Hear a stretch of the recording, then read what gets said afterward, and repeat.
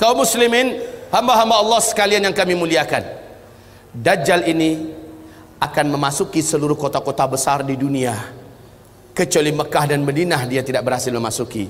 Kedua kota ini, baik fisiknya tidak bisa masuk ke Mekah Madinah, baik ilmu kekuatan sihirnya dan magicnya tidak bisa masuk ke dalam Mekah dan Madinah. Makanya salah satu kata Nabi, kalau kamu ingin selamat, kamu dengar Dajjal sudah keluar, segeralah hijrah, larilah ke Mekah atau ke Madinah.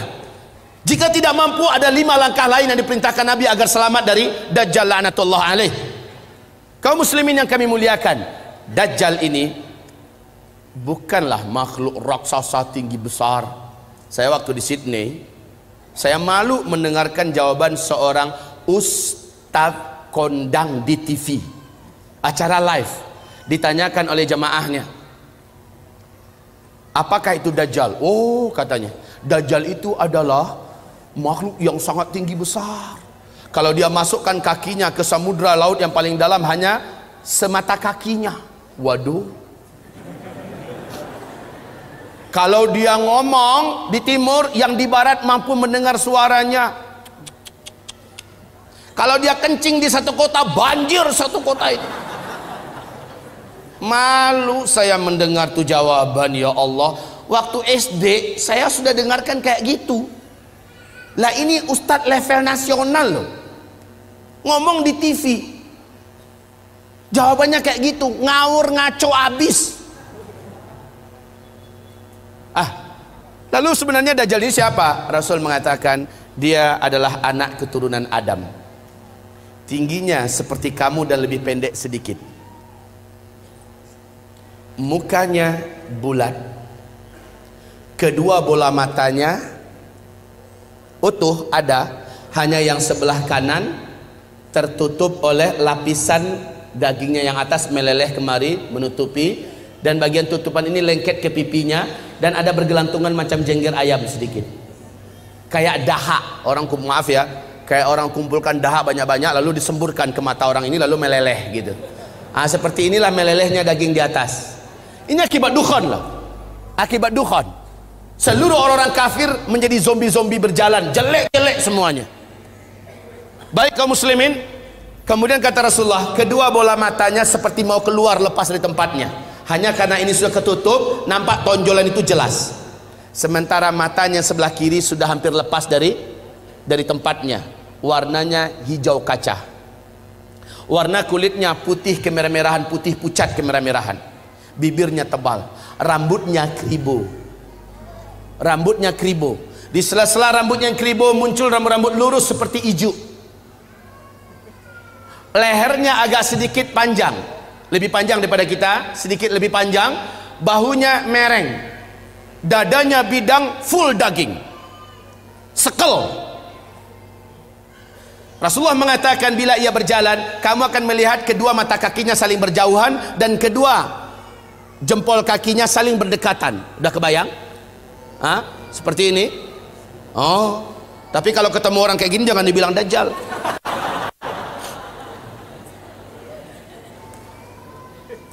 Orang biasa tapi jelek minta ampun, jelek abis. Kaum muslimin, kata Rasulullah berikutnya sallallahu alaihi wasallam, bagi orang yang beriman, yang menurut Allah imannya masih sahih, menurut Allah imannya masih benar, dia diizinkan oleh Allah mampu membaca huruf ka, fa, ra di antara kedua alis matanya. Ada tertulis ka, fa, ra, yaitu kafir. Walaupun aslinya dia nggak pandai membaca Arab, membaca Al-Quran, tapi imannya menurut Allah sahih, dia akan mampu melihat itu. Kalau sempat kepapasan beberapa papasan, dia mampu melihat kafara. Ibarat Allah yang kami muliakan, Rasulullah sallallahu alaihi wasallam bersabda, semua kemampuan yang jahat di bumi ini ada pada dia. Seluruh jin dan syaitan berkhidmat dan melayaninya, menjadi pengikutnya. Coba bayangkan, dukun mana di bumi ini yang sanggup menaklukkan seluruh jin dan setan? Sementara Dajjal dengan sukarela dan senang hati seluruh jin dan setan berkhidmat kepadanya. Dalam rangka, ya awas ya, di fase keempat ini adalah fase di mana setan jin dan setan manusia bersatu memperbanyak calon penghuni neraka. Di fase keempat ini, makanya ketika Dajjal muncul, ma baina khalqi Adam ila qiyamis sa'ah fitnatun akbar minad Dajjal. Sejak bumi ini Allah ciptakan, sejak Adam Allah ciptakan sampai hari kiamat, tidak ada fitnah yang lebih dahsyat, tidak ada fitnah yang lebih hebat, tidak ada fitnah yang lebih berat melebihi fitnahnya Dajjal. Maka berlindunglah kamu kepada Allah dari fitnah Masih Dajjal. Wallahi, kata Nabi, kalau saya hidup, saya yang akan membela kamu paling di depan. Tapi jika saya sudah tidak ada, setiap kamu harus bela dan jaga dirinya masing-masing. Dajjal memiliki kekuatan sihir yang tidak terbatas. Dajjal memiliki kemampuan dan hipnotis magic yang sangat-sangat berat, sehingga tidak ada yang mampu melawan Dajjal. Tidak ada. Ibarat Allah yang kami muliakan, Nabi perintahkan ketika kamu dengar Dajjal masuk ke kota-kota kamu, langsung sihirnya menyebar, yang menjadikan seluruh manusia yang juga sudah putus asa dengan beratnya beban hidup, dengan sukarela datang untuk menyongsong di mana titik Dajjal berada. Mereka berharap Dajjal bisa membagi-bagikan rezeki. Saat itu kata Rasulullah, wahai kaum lelaki, bawalah istri-istri kalian masuk ke rumah, ikat dia di dalam rumah, tambatkan dia di tiang-tiang rumah kamu. Carilah ibu-ibu kamu, bawa dia ke rumah, ikat kakinya, ikat tangannya, tambatkan dia di tiang-tiang di dalam rumah. Carilah anak-anak gadis kamu, selamatkanlah wanita-wanita kamu, karena sesungguhnya yang paling banyak sujud menyembah Dajjal ketika Dajjal masuk ke kota-kota di bumi ini adalah kaum wanita. Mereka yang paling banyak menyembah Dajjal. Dan kata Rasulullah, siapa yang sempat menyembah Dajjal, maka sampai dia menghembuskan nafas terakhirnya, dia tidak akan pernah lagi beriman kepada Allah, dan dia akan kekal di neraka selama-lamanya. Maka ibu-ibu, pantas kalau Nabi memperingatkan umatnya berulang-ulang, berlindunglah dari Dajjal, berlindunglah dari Dajjal, berlindunglah dari Dajjal. Seluruh dukun satu bumi, seluruh ahli-ahli sihir satu bumi akan sujud menyembah Dajjal. Dengan sihirnya Dajjal menunjuk ke arah langit, maka dalam pandangan mata manusia awan berkumpul berarak dari mana-mana, padahal sudah sekian tahun awan tidak ada di langit. Lalu menurunkan air hujan, padahal hanya Tuhan yang mampu melakukan itu. Dengan telunjuknya Dajjal menunjuk ke arah tanah yang gersang dan tandus, maka tanah itu seperti memperlihatkan rumput-rumput hijau pun muncul, air sungai mengalir. Dengan sihirnya Dajjal, dia menunjuk ke arah kuburan yang ada, maka seluruh yang pernah mati dan ada di kuburan itu bangkit, hidup dalam keadaan utuh, manusia yang utuh seperti masih hidup dulu, dan langsung berjumpa sang ayah dengan anak, anakku, mak dengan anak, anakku, suami dengan istri, istriku, padahal mereka sudah mati. Ternyata terbongkar rahasianya. Rasul mengatakan itu seluruhnya bukanlah orang yang sudah mati, tapi jin-jin dan setan-setan yang menjelma menjadi orang yang dulu pernah hidup, agar menipu orang-orang yang masih hidup ini. Lalu mereka berkata, inilah Tuhan kita yang telah menghidupkan kami kembali. Akhirnya manusia sujud kepadanya. Sungguh sangat dahsyat, Pak. Orang-orang lemah iman, minim amal soleh, dia akan tertipu. Ingat sekali lagi, siapa yang beriman dengan Dajjal, dia tidak akan pernah beriman kepada Allah sampai dia mati. Dia akan menjadi ahli neraka kekal di dalamnya. Sekarang, apakah tanda-tanda Dajjal akan keluar? Ini penting. Sudahkah ada tanda-tanda itu sekarang? Menurut ibu, sudah ada apa belum? Apa? Sebentar, tolong dibaca hadis yang diriwayatkan, yang diceritakan oleh Fatimah binti Qais radhiyallahu anha. Hadis ini diriwayatkan oleh Imam Muslim dalam kitab sahihnya. Hadis ini diceritakan juga perjalanan Tamim Ad-Dari sebagai seorang kapten kapal dengan 20 anak kapalnya. Mereka diombang-ambingkan oleh ombak laut yang sangat tinggi. Hari gelap, angin sangat kencang, hujan lebat turun, petir menyambar-nyambar. Mereka tidak mampu mengendalikan kapalnya, terdamparlah mereka di salah satu pulau laut Yaman. Satu malaman mereka masih stay di atas kapal. Besok ketika matahari terbit, laut sudah tenang, mereka pun turun ke pulau itu. Kemudian mereka masuk ke dalam pulau, berjumpa dengan seekor binatang, yang binatang tersebut tinggi dan besar, berkaki 4, bulunya lebat hitam. Binatang tersebut dapat berbicara dengan bahasa Arab yang fasih, dan dia memperkenalkan dirinya bernama Al-Jassasah, sehingga hadis ini oleh para ulama ahli hadis disebut dengan hadis Jassasah. Binatang ini, ibarat yang kami muliakan, memperkenalkan diri.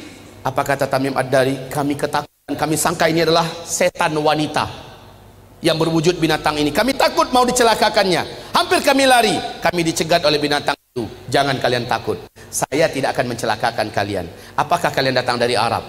Kami menjawab, iya. Sudah lama saya menanti kedatangan ada yang datang dari Arab.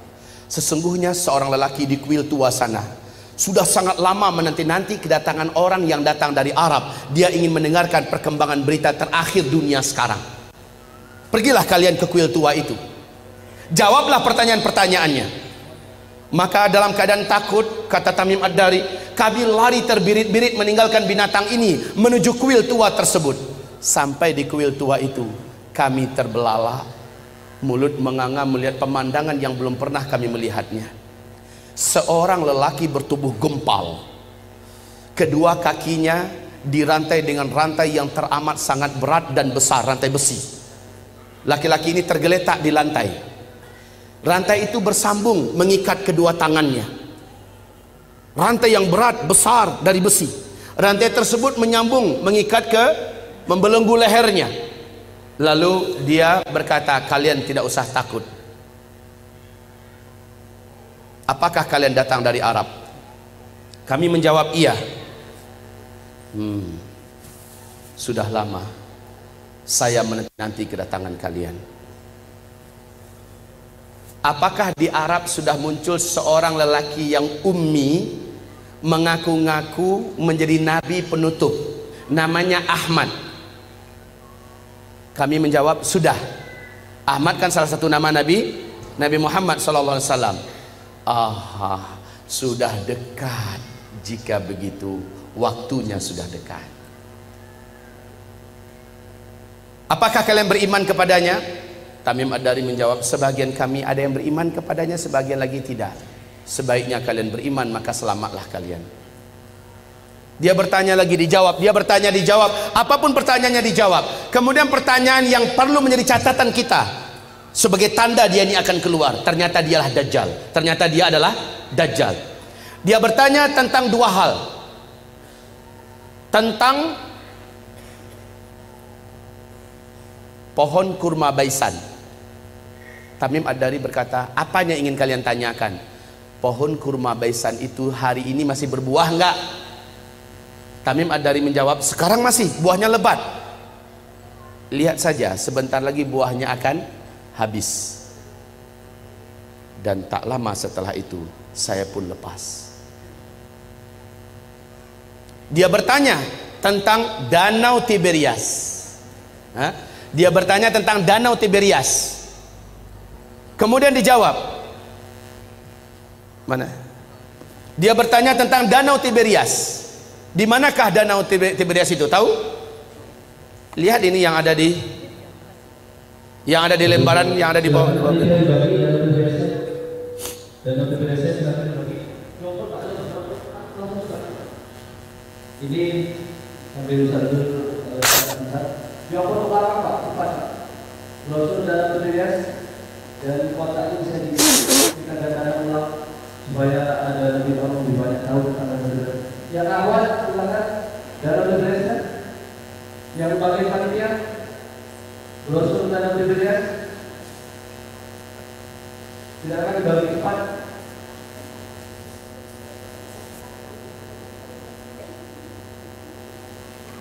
Ayo, waktunya kita tidak lama. Masih banyak penjelasan tentang akhir zaman. Silakan. Bantu, mohon dibantu. Terus dioper belakangnya. Yang sudah mendapat. Baik, kaum muslimin, perhatikan tentang Danau Tiberias. Jadi ada dua pertanyaan si Dajjal ini tentang kebun kurma Baisan. Yang kedua tentang Danau Tiberias. Laki-laki ini berkata, apabila buah kurma di kebun kurma Baisan sudah tidak berbuah, awas, saat itu saya sudah saatnya untuk lepas. Ibu tahu nggak, Bu, di mana kebun kurma Baisan itu? Ibu tahu tidak? Bilang cepat enggak. Pura-pura mikir lagi. Bilang enggak selesai. Ya, Pak, kebun kurma Baisan letaknya di negeri Syam. Kalau sekarang ini perbatasan antara Yordania dengan Palestina. Ketahuilah oleh Bapak Ibu semuanya dan bacalah la haula wala quwata illa billah. Bacalah inna lillahi wa inna ilaihi raji'un. Sudah beberapa tahun belakangan ini kebun kurma Baisan sudah tidak berbuah 100%. Batang-batangnya pun cenderung kepada mati dan lapuk. Ini yang pertama. Yang kedua, laki-laki yang terikat ini yang ternyata adalah Dajjal. Dia bertanya tentang Danau Tiberias. Lalu Tamim Ad-Dari berkata, apanya yang kau ingin tanyakan? Airnya, masih ada air nggak sekarang? Maka dijawab oleh Tamim, airnya banyak. Dan memang Danau Tiberias ini sejak terbentang bumi tidak pernah airnya susut. Airnya full maksimal. Lalu apa kata laki-laki yang terikat itu? Dajjal ini, nanti kalau airnya sudah menyusut, tinggal sedikit, saatnya saya akan mengelilingi seluruh dunia, saya akan masuk seluruh kota-kota, saya akan kuasai manusia. Untuk Bapak Ibu ketahui seluruhnya, sejak tahun 2003 terjadi penyusutan. Lalu 2004 pemerintah Israel secara resmi membuat garis merah. Ternyata, perhatikan ini, perhatikan.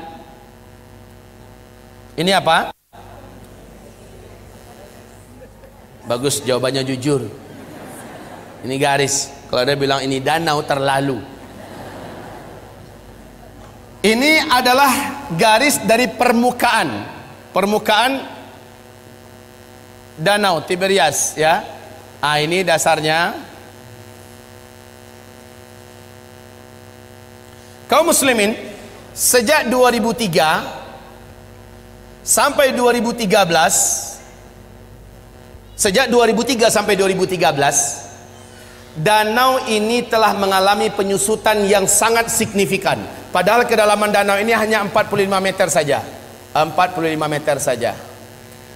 Ya. Dalam hanya hitungan 10 tahun sudah 16 meter menyusut airnya dari permukaan. 16 meter dari kedalaman 45 meter, maknanya sudah lebih 30%. Coba buka YouTube. Buka YouTube, ada di situ acara televisi resmi pemerintahan Israel menyebutkan kepanikan dan ketakutan mereka yang tidak bisa disembunyikan. Sebab apa? Ini danau, airnya sumber air satu-satunya bangsa Yahudi di Israel. Mereka nggak punya sungai, mereka nggak punya mata air yang lain, cuma ini. Di sini untuk air minum, air cocok tanam, air mandi, segala-galanya dari sini sumbernya. Dan sekarang air itu menyusut. Kaum muslimin yang kami muliakan, 16 meter sudah seperti ini posisinya.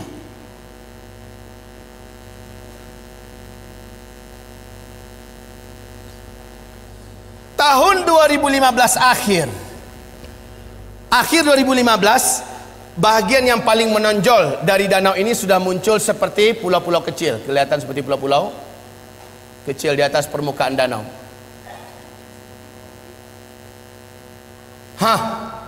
Kondisinya sekarang semakin menyusut. Awas, inilah yang menjadikan Syekh Abdullah bin Abdul Aziz bin Baz, mufti dan ulama besar Arab Saudi, sampai menangis ketika diberitakan kabar tentang perkembangan Danau Tiberias. Lalu apa kata beliau? Hadza zamanu khurujid dajjal. Inilah dia zaman kita, zaman saya, zaman tuan-tuan dan puan-puan semua, zaman bapak ibu dan zaman anak-anak kita masih hidup. Makhluk terlaknat ini akan keluar, Dajjal. La haula wala quwata illa billahil aliyil azim.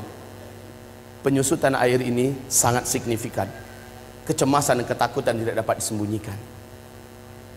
Lihat gambarnya. Lihat ini. Dulu airnya masih tinggi. Gambar ini diambil dan kita cetak tahun 2013 ya. Tahun 2013 yang ini. Kondisi sekarang udah beda lagi. Baik kaum muslimin, yang belum kebagian tolong dibagi. Kalau enggak nanti minta ambil di luar. Ini kami benarkan untuk dicetak banyak. Silakan cetak banyak-banyak agar umat tahu. Ini dilihat dan hadisnya sangat jelas, fakta yang tidak dapat disembunyikan, nggak bisa ditutup-tutupi tentang keluar saat dekatnya keluarnya Dajjal. Bapak Ibu, nanti itu ada kotak yang berjalan dari Yamimah, jadikan sajalah sebagai infak Bapak buat memperbanyak ini kembali dan juga membantu operasional dakwahnya Yamimah. Baik kaum muslimin yang kami muliakan, kita lanjutkan. Lihat kondisi-kondisi yang ada di situ. Ini tahun 2013, 2015 sudah semakin menyusut. Sudah semakin susut airnya. Sekarang negara-negara besar dunia sudah membuat simbol-simbol penyambutan kedatangan Dajjal. Seluruh negara-negara besar di dunia termasuk Arab Saudi. Lihat, Arab Saudi di Madinah, luar kota Madinah, sudah membangun istana kerajaan di satu bukit di luar kota Madinah. Ada yang tahu? Ada yang pergi umrah, pergi haji? Lihat di sana. Dan kata Rasulullah, Dajjal nanti akan naik ketika dia tidak berhasil masuk Mekah, nggak berhasil masuk Madinah, dia naik ke atas salah satu bukit yang disebut dengan Bukit Khabisha atau Bukit Ba'guk, Bukit Garam. Para ulama sekarang dan orang-orang kota Madinah menyebutnya dengan Bukit Dajjal. Ternyata ketika Dajjal naik ke atas, dia menunjuk ke arah Masjid Nabawi. Dia berkata, itu adalah istana putihnya si Ahmad. Itu adalah istana putihnya si Ahmad. Ini hadis Rasulullah. Dajjal naik ke atas bukit itu dan menunjuk ke Masjid Nabawi dan berkata, itulah istana putihnya si Ahmad. Dalam keadaan geram, dia hantarkan kakinya 3 kali di atas bukit itu. Maka satu kota Madinah gempa. Akhirnya seluruh orang munafik keluar, orang-orang musyrik keluar dari Madinah dan bergabung dengan Dajjal. Itulah hari bersihnya Madinah dari kaum munafikin dan musyrikin. Kaum muslimin, istana putihnya Muhammad. Ketika Nabi melafazkan hadis itu, Masjid Nabawi macam apa bentuknya? Lantainya aja masih dari pasir, tiang-tiangnya masih dari pohon kurma, belum dikasih dinding, lotengnya saja, atapnya saja masih dari pelepah kurma. Tapi ketika Dajjal mengatakan itulah istana putihnya si Ahmad, maka lihat keadaan istana putih itu enggak dengan Masjid Nabawi sekarang. Seolah-olah gambaran yang diceritakan oleh Rasulullah tentang ucapan Dajjal terjadinya di masa kita. Ya Allah ya Rabb. Baik kaum muslimin, selanjutnya Rasul bersabda, lihat nanti di kitab kita, tentang hanya seorang bocah remaja lelaki yang Dajjal tak kuasai. Dajjal tak mampu menaklukkannya. Kalau dia ketemu sama orang, ini orang pasti takluk. Sihirnya pasti merubah orang ini. Kemampuan magicnya akan menjadikan orang ini tersilap. Lalu hipnotisnya bisa merubah orang ini. Cuma remaja lelaki ini nggak bisa. Rasul berkata, saat dia lihat remaja itu tetap berdiri tegar di atas kedua kakinya dan dadanya membusung, dia tidak mau sujud kepada Dajjal. Dajjal mendatanginya. Kenapa kamu tidak sujud kepada saya? Seluruh manusia menuhankan saya dan mereka mengakui saya adalah Tuhan. Sujud kamu. Tidak, kata remaja itu. Engkau adalah makhluk Allah. Kening ini hanya sujud untuk Allah sang Khaliq. Kami tidak akan pernah mau sujud kepada engkau. Maka Dajjal marah, kata Rasulullah. Dia jambak rambut remaja ini, kemudian tangan kanannya memegang gergaji, dibelah duanya kepala ini. Dalam keadaan hidup-hidup dibelah duanya. Seremaja sakarat, terbelahlah kepalanya, meninggal dunia dalam keadaan bertauhid. Terbelah sampai ke lehernya dan ke dadanya, dia pun terjatuh, darah bersimbah di lantai. Dia menjadi mayat. Dajjal mengelilingi 1 kali putaran sambil membaca mantra-mantra khusus. Setelah itu Dajjal menunjuk ke arah mayat remaja laki-laki ini. Qum, bangkitlah kamu, hiduplah kamu. Kalau selama ini Dajjal hanya dengan permainan sihirnya Tapi kali ini memang betul-betul Allah izinkan Dajjal bisa menghidupkannya kembali. Dan Allah izinkan tubuh yang tadi terbelah kembali bertaut. Bukan ilmu rawa rontek ya. Kembali bertaut, bersatu, dan kepalanya juga. Kemudian remaja ini bangkit. Bangkit, darah yang tadi di lantai masih bergenang. Tubuh yang tadi berlumuran darah masih saja basah dengan lumuran darah. Tapi remaja ini sudah utuh dan dia berdiri seperti awal. Dajjal bertepuk dada dengan sangat bangga memperlihatkan kepada pengikutnya, kalian lihat semua, saya sudah matikan dia dan saya sudah hidupkan di depan mata kalian semua. Makin mantap iman mereka. Sementara si remaja ini lain lagi. Loh, ente kenapa masih belum sujud pada saya? Saya sudah buktikan pada ente, saya adalah Tuhan ente. Sujud, kata Dajjal. Sorry Jal, justru dengan yang kamu lakukan pada saya sekarang makin memantapkan iman saya. Kamu asli Dajjal. Saya baca hadis Rasulullah, Dajjal akan membunuh seorang lelaki yang tidak mau, seorang remaja lelaki yang tidak mau tunduk kepadanya, kemudian menghidupkannya kembali. Tapi ada lanjutan dari hadis Nabi, ente tak akan mampu lagi membunuh saya kali kedua. Dan sejak hari ini ente tak akan mampu membunuh siapapun saja manusia. Kemampuan ente sudah diangkat oleh Allah. Hai manusia, sadarlah kalian, ini Dajjal. Dajjal marah, ingin membunuhnya kembali, memang hilang kemampuannya. Nah, kaum muslimin, hamba-hamba Allah yang kami muliakan, remaja lelaki. Remaja lelaki. Dalam ilmu sosial, hitungan remaja itu usianya, ilmu sosial loh ya, belasan tahun Pak. 12, 13, 14, 15, 16. Ada yang berselisih di usia 17. Ini usia remaja dalam hitungan ilmu sosial. Bapak Ibu dengar tidak berita yang mengguncang dunia Arab, sampai seluruh TV-TV Arab memuat berita ini yang masih ada di YouTube. Wawancara eksklusif yang disebarkan di televisi Arab, yang saya tonton langsung adalah di Qatar TV. Bahwa masuk tahun ke-13 sekarang, telah lahir seorang bocah atau bayi laki-laki di Palestina. Bayi ini dapat berbicara dengan bahasa Arab Fusha 1 kali sebaik dia baru saja keluar, baru saja lahir dia berbicara. Habis itu dia normal seperti bayi-bayi pada umumnya. Apa kata bayi laki-laki ini? Berbicara dengan bahasa Arab yang fasih. Dia berkata, tolong terjemahkan kalau ada yang tahu. Ana rajulun sayaqtuluni Dajjal wala yaqtulu ba'di ahadan abada au kama qal. Ada yang bisa menerjemahkan? Hah? Bilang saja enggak ya. Oke, sama-sama kita terjemahkan. Ana apa? Itu bisa. Rajulun, seorang lelaki. Sayaqtuluni Dajjal, yang nanti akan dibunuh oleh Dajjal. Wala yaqtulu ba'di ahadan abada. Setelah saya, Dajjal tak sanggup membunuh siapapun saja lagi selama-lamanya. Kemudian dia normal menjadi lelaki, bayi pada umumnya. Jika berita ini betul-betul terjadi, kalau beritanya benar, saya sudah menyaksikan sendiri. Di TV-TV Arab pernah, di YouTube juga masih ada disimpan. Filenya masih bisa kita tonton, Pak. Ya. Cuma jika berita ini benar, semakin menguatkan bahwa Dajjal memang sudah saatnya keluar.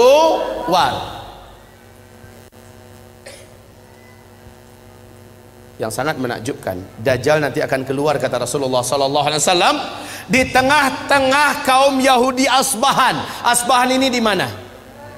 Iran.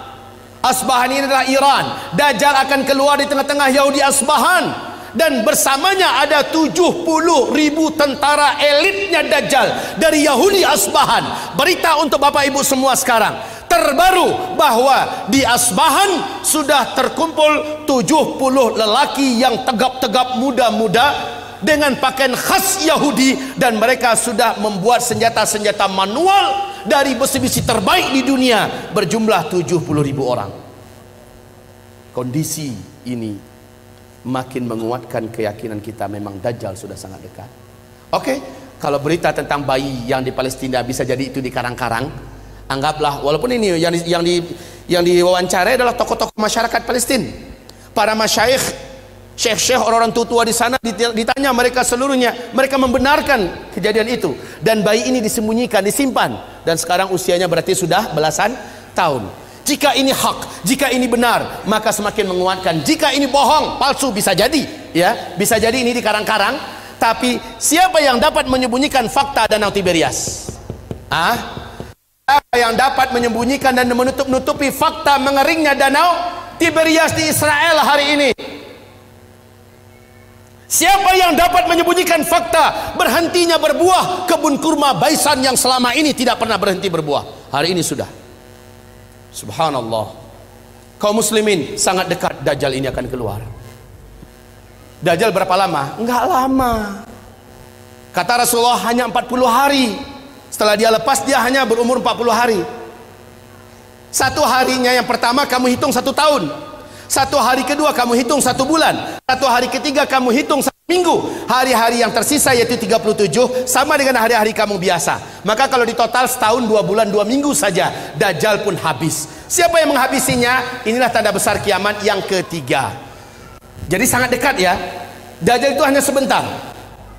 Yang ketiga adalah turunnya Nabi Isa alaihi salam. Turunnya Nabi Isa alaihi salam. Di mana turunnya? Di Suriah, di Damaskus, di Masjid Putih yang ada menara putihnya. Dan menurut Syekh Al-Hafiz Ibnu Katsir, dianya adalah di Masjid Jami' Amawi, masjid peninggalan dinasti Bani Amawiyah yang ada menara putihnya, dan itu di Damaskus. Masjid itu sampai hari ini masih utuh, menaranya masih oke. Allahu Akbar. Jadi Nabi Isa turun nanti di Masjid Jami' Amawi, bukan Isa Habibullah yang di Jombang. Ngaku-ngaku Nabi Isa. Kalau ngaku Nabi Isa, tolong suruh cari Dajjal, karena kerjaan Isa yang pertama membunuh Dajjal. Nah ini kaum muslimin, ketika Isa turun, khalas. Perlu diingat, Al-Mahdi terkepung. Al-Mahdi itu, ini Al-Mahdi kan menjadi raja, menjadi khalifah di sini. Dia keluar setelah Dukhan. Ini Al-Mahdi. Dari sini Al-Mahdi menyatukan dan memimpin seluruh umat Islam sedunia menghadapi hari-hari berat sampai dia ditolong dan dikuatkan oleh Isa alaihissalam. Lalu setelah melewati fase tanda besar kiamat yang keempat, masuklah masa-masa aman. Al-Mahdi menjadi khalifah di sini. Jadi kaum muslimin yang kami muliakan, Al-Mahdi sedang dikepung oleh Dajjal. Dajjal sudah selesai menaklukkan seluruh dunia. Dajjal sudah selesai memurtadkan banyak manusia. Dajjal ibadallah yang kami mengepung Al-Mahdi. Al-Mahdi sudah berhari-hari dengan orang-orang beriman terkepung. Dajjal dengan bala tentaranya di luar dah siap untuk mencincang Al-Mahdi dan orang-orang beriman yang ada bersama Al-Mahdi. Isa turun di waktu subuh. Saat itu kumandang azan dan udah qamat. Al-Mahdi maju ke depan. Tiba-tiba seluruh mata tertatap ke arah langit. Satu titik cahaya yang indah turun.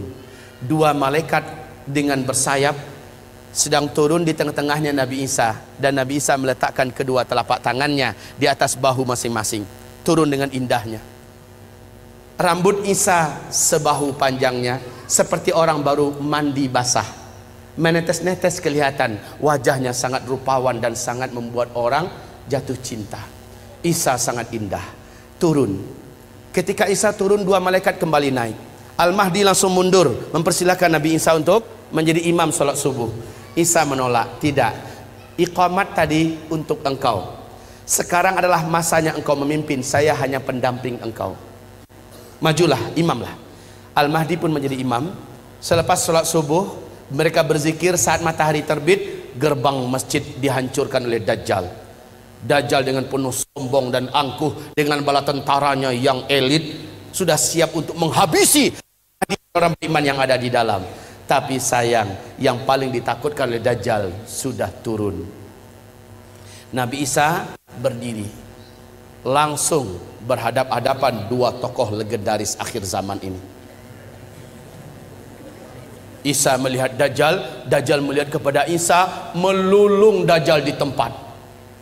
melulung kesakitan seperti orang sakaratul maut. Sebab apa?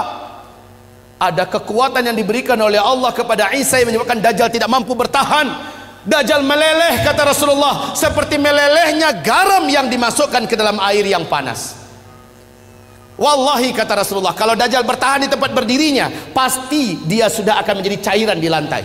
Tapi Dajjal langsung lari dengan kekuatan yang dimilikinya, langsung menghilang. Tapi qadarullah, Isa Allah berikan kemampuan di atas Dajjal. Di mana saja Dajjal lari, kemana saja Isa udah nunggu di situ. Hah? Mau kemana boy? Lari kemana saja udah ditunggu oleh Nabi Isa. Terakhir di pintu Lud, Dajjal dibunuh oleh Isa. Pintu Lud ini di Palestina, ya, di Palestina. Saat Dajjal muncul di pintu Lud di Palestina, saat itulah Isa menghunjamkan tombak yang ada di tangannya.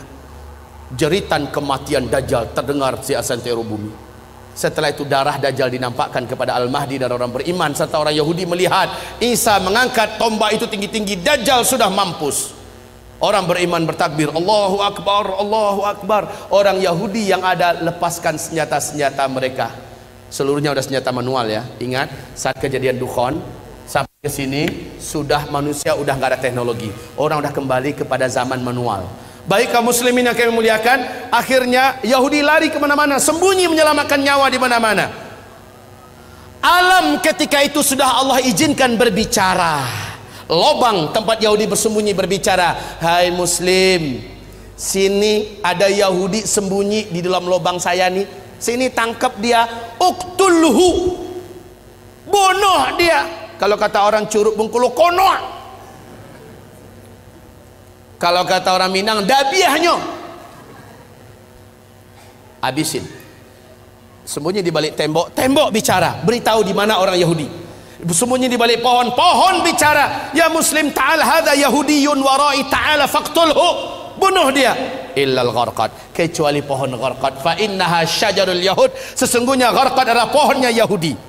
Hanya pohon gharqad yang diam. Ternyata lebih 12 tahun yang lalu, hampir masuk tahun ke-13 sekarang, Rabi Yahudi telah mewajibkan Perdana Menteri yang menjabat Perdana Menteri di Israel wajib menanam pohon gharqad. 2 juta batang pohon star dimulai ditanam di Israel. Hari ini pohon-pohon gharqad sudah setinggi 16 meter, 14 meter. Masya Allah, udah siap untuk melindungi orang ya Yahudi. Lah masalahnya hadisnya kan udah bocor duluan. Orang beriman kan dah tahu kemana Yahudi sembunyi terakhir, ya kan? Mereka tinggal bawa senjata ke kebun pohon gharqad. Lihat, ada kutu satu sembunyi. Ceklekek, mati. Kemana-mana sembunyi Yahudi, pap, pap, habis Yahudi, habis. Isa langsung mengumumkan salib adalah batil. Maka orang-orang Nasrani berbondong-bondong masuk Islam. Terjadilah tanda besar kiamat yang keempat. Langsung lepasnya bangsa paling kejam, paling buas, paling brutal, paling jahat tak terkalahkan, dan jumlah mereka menyelimuti seluruh permukaan bumi, Ya'juj dan Ma'juj. Jumlah mereka kata Rasulullah dalam 1000 manusia. Apa? Aduh, mau lepas jantung saya. 10 menit lagi. Sambung 4 yang kedua atau waktunya kapan? Ini waktunya 30 menit lagi. Ini memang benar Bapak Ibu, ini baru setengah sesi baru setengah, ya. Nggak terasa udah hampir 2 jam kan? Tapi kalau ada punya helikopter boleh antar ke tempat. Baik Bapak Ibu yang kami muliakan, kita lanjutkan. Kita nikmati yang 10 menit ini. Gimana Pak? Tinggal waktunya 10 menit, mungkin sambil tanya jawab, langsung tanya jawab atau proses? Nggak usah. Ya. Bu, jangan marah ke saya Bu. Di Bandung ini pesawat satu-satunya hanya jam 12 lewat 55 ke Padang. Ya. Masih lama. Iya. Pas jam 12 saja lah saya pulang ya. Ya. Habis itu kata Ustaz Rijal, pakai helikopter antarin saya pulang. Baik. Kita teruskan. Baik hamba-hamba Allah, ini menandakan akan ada pertemuan kedua. Ini menandakan akan ada pertemuan kedua, insyaallah. Mari kita lanjutkan. Sebentar, kita nikmati yang 10 menit nih. Ayo fokus, kembali fokus.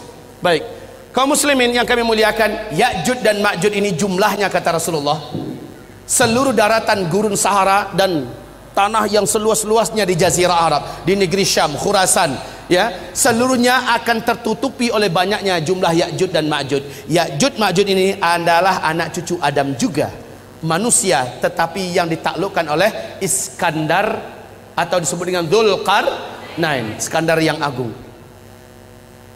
Kaum muslimin, setiap 1000 manusia jumlah mereka 999 orang. Satunya adalah kamu. Saking banyaknya sehingga Allah mengatakan, hai Isa, hari ini tidak ada yang mampu mengalahkan Ya'juj dan Ma'juj. Bawalah hamba-hambaku bersamamu, bawalah mereka lari ke atas gunung Tursina. Saat orang-orang beriman bersama Nabi Isa Al-Mahdi sampai di atas gunung Tursina, apa yang terjadi berikutnya? La haula wala quwata illa billah. Allah gaibkan mereka dari jangkauan Ya'juj dan Ma'juj, sebagaimana selama ini Ya'juj dan Ma'juj digaibkan oleh Allah sehingga tidak mampu menembus kehidupan sebelum waktunya. Kaum muslimin yang kami muliakan, singkatnya Allah yang hancurkan Ya'juj dan Ma'juj. Sehabis itu baru manusia masuk masa-masa aman. Cuma masa ini tidak lama kata Rasulullah. Masa ini hanya berlangsung dari 7 tahun. Ini adalah masa Al-Mahdi memimpin. 8 atau tahun ke-9-nya Al-Qahtani. Berarti maksimal hanya 9 tahun saja masa-masa aman ini. Khilafah tegak itu nggak lama, nggak pakai ribuan tahun lagi, nggak pakai ratusan tahun, tapi hanya paling lama 9 tahun. Di sini jumlah laki-laki 1 berbanding 50 wanita. Kemana perginya kaum laki-laki? Di sini banyak Allah cabut nyawa lelaki di muka bumi ini. Saat fase kelima yang nggak lama lagi ini, insya Allah jumlah laki 1 berbanding 50. Jangan macam-macam pikirannya, Pak. Poligami. Udah nggak kepikiran, percayalah. Yang pertama, bapak udah banyak nggak ada, ya. Yang kedua, saat itu kalaupun masih hidup, insya Allah pikiran bapak full memikirkan amal soleh dan ibadah yang kuat sekuat-kuatnya kepada Allah Subhanahu wa Ta'ala. Ibarat Allah yang kami muliakan, ini dah 10 tanda besar kiamat. Oh ya, yang ke-7 belum ya? Ini Ya'juj dan Ma'juj. Ya'juj dan Ma'juj. Saya singkatkan, di sini tanda besar kiamat yang kelima, yaitu matahari terbit dari sebelah barat. Kemudian yang keenam, keluarnya binatang raksasa dari dalam perut bumi yang Allah ceritakan dalam Al-Quran. Binatang ini Allah sebut dengan sebutan Dabbatul Ardi. Berkaki banyak, bertangan banyak, dapat berbicara dengan manusia, membawa cincin Nabi Sulaiman, tongkat Nabi Musa. Binatang ini muncul di 3 tempat yang berbeda di muka bumi di waktu yang berbeda-beda, memberi tanda kepada manusia yang masih hidup. Yang beriman akan dibuatnya bercahaya bersih wajahnya dan terang benderang, sementara orang kafir dibuatnya wajahnya menjadi gelap, hitam dan buruk rupanya. Lalu binatang itu kembali tenggelam. Barulah setelah itu tanda besar kiamat yang ke-7, bertiup angin lembut kematian dari timur, atau dalam hadis Nabi mengatakan dari negeri Yaman, ya.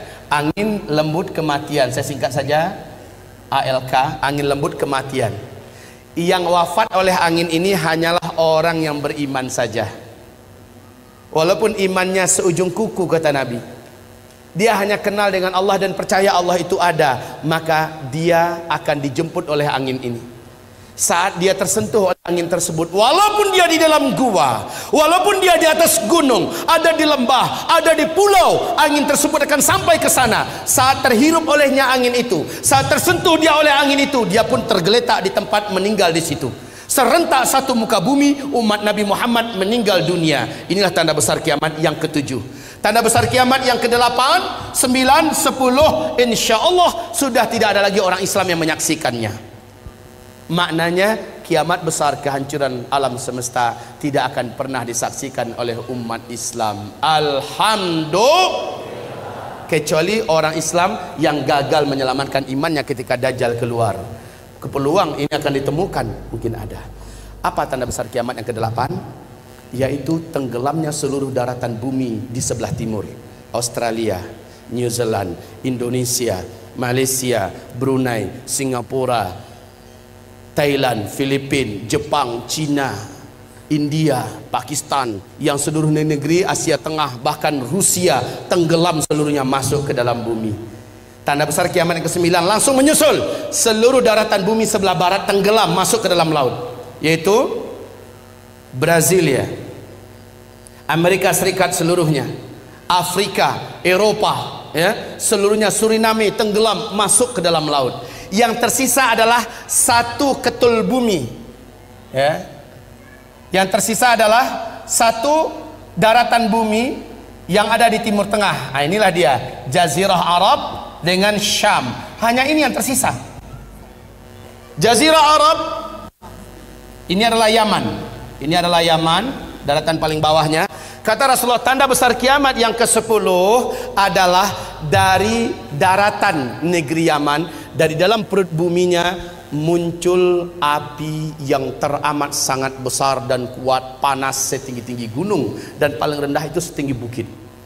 Api ini muncul yang menyebabkan orang-orang yang masih hidup di daerah ini kepanasan, dan seolah api ini akan mengejar mereka. Mereka lari sekencang-kencangnya menuju ke Syam. Saat seluruh manusia sudah bersatu dan berkumpul seluruhnya di negeri Syam, barulah malaikat Israfil meniup sangkakala yang pertama. Kiamat besar dimulai.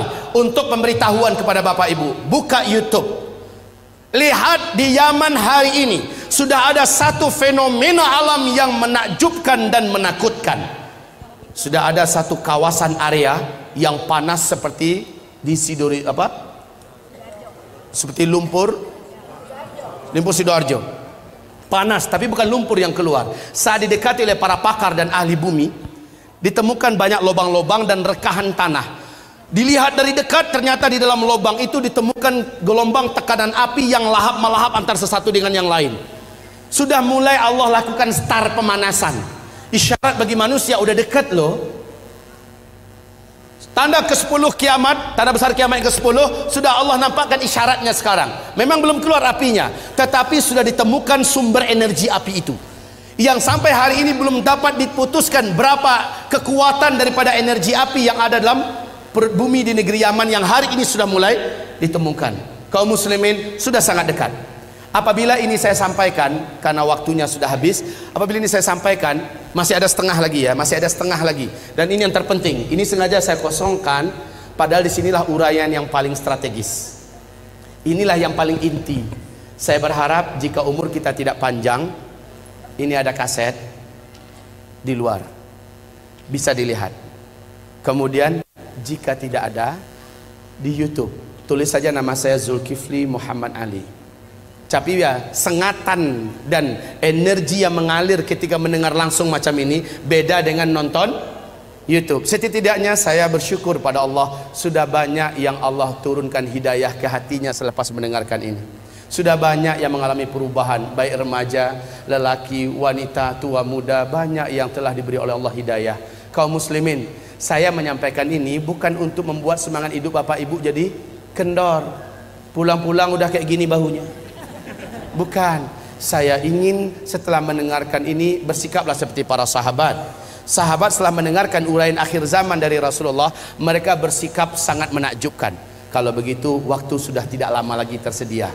Umur saya yang ada juga sudah tidak lama lagi ada. Maka dengan waktu yang masih hidup ini, keadaan yang masih aman ini, saya akan pastikan saya harus banyak amalnya. Harus berat timbangan amal soleh saya di akhirat. Apalagi Bapak Ibu yang akan menghadapi huru hara yang teramat sangat berat. Orang yang beriman yang amal solehnya banyak, Allah yang akan selamat ketika Dajjal keluar. Hanya orang beriman yang amal solehnya yang kuat yang akan diselamatkan oleh Allah. Ketika dukhon terjadi, hanya orang beriman yang beramal soleh lah yang diselamatkan oleh Allah Subhanahu Wa Taala. Banyak petaka-petaka menjelang ini yang belum saya uraikan sekarang. Hanya orang beriman yang beramal soleh. Wahai tuan-tuan yang mulia, wahai Bapak Ibu sekalian yang saya cintai, mendengarkan uraian ini bertekadlah saya harus berubah. Saya harus menjadi lelaki yang lebih soleh, suami yang lebih bertanggung jawab, orang bekerja yang lebih jujur dan lebih amanah. Jangan sampai mendengarkan pengajian ini langsung buat resign, surat pengunduran diri, mengingat, menimbang dan memutuskan. Jangan, justru dirubah. Semua yang dijalani dalam hidup ini teruskan, tapi mindsetnya dirubah. Hayya 'alas shalah. Dimanapun berada, jika Allah memanggil, kecilkan semua yang lain. menujulah ke masjid berjamaah salat 5 waktu. Al-Quran, akrabkan diri, bacalah Al-Quran. Kalau ketika Al-Qurannya ada, kalau tidak yang hafal di mulut, sering-seringkan membacanya. Hafalkan dari sekarang surat Al-Kahfi 10 ayat pertama atau 10 ayat terakhir, karena ayat ini menjadikan kita tidak mampu ditembus oleh Dajjal, baik sihirnya, kekuatannya, dan bahkan kita tidak akan nampak oleh Dajjal kalau kita membaca surah Al-Kahfi. Sebab Allah melindungi pemuda-pemuda Kahfi dari incaran dan kejaran penguasa zalim. Allah lindungi mereka, makanya dijadikan surah Al-Kahfi surat yang harus dihafal. Baik, dan seterusnya dan seterusnya. Insya Allah kita bertemu kembali. Semoga sahabat Yamimah bekerjasama dengan pengurusi DKM Masjid Istiqomah ini agar pertemuan kedua nanti bisa dilanjutkan. Bertekad hadir ya Bu ya. Bertekad hadir Pak. Apapun kegiatannya pastikan saya harus datang kembali, karena sesi kedua adalah ini yang paling menentukan. Inilah uraian sejati. Kalau tadi adalah pengantar, tetapi itu pun sudah bisa menggigit Bapak Ibu. Baik, demikian saja. Mohon maaf, saya minta maaf tidak bisa berumah tamah dengan Bapak Ibu saat sekarang ini. Ke depan jangan lagi jadwalnya di mana saya akan pulang hari itu ya. Baik, insya Allah saya siap. Umpamanya ke depan itu besok 2 hari 3 hari baru saya pulang, jadi bisa berlama-lama kita. Demikianlah dari saya. Nastaghfiruka ya Allah wa natubu ilaik. Buku ini senantiasa saya bawa kemanapun saya ceramah. Zikir akhir zaman, di dalamnya memuat dalil-dalil tentang kejadian-kejadian ini, baik dari ayat, dari hadis-hadis Nabi, dan yang paling penting dari kitab Zikir Akhir Zaman. Di dalam kitab ini memuat semua perlindungan-perlindungan yang diperintahkan Nabi. Ketika terjadi dukhon, kamu amalkan ini dan segera baca ini. Ketika keluar Dajjal, kan tadi ada 6 cara selamat dari Dajjal, ada di kitab kita Zikir Akhir Zaman. Sementara ensiklopedi akhir zaman khusus kitab ilmiah terlengkap, tetapi di dalamnya tidak ada tentang amalan-amalan perlindungan akhir zaman. Beda dengan di kitab Zikir Akhir Zaman. Sebagai rekomendasi saya buat umat, karena banyak Ustadz, bagaimana cara mendapatkan kitab ini, bagaimana cara mendapatkan, banyak pertanyaan begitu. Nah, mumpung ada, tolong didapatkan dan dibaca. Pertemuan berikutnya jadi enak insyaallah ta'ala.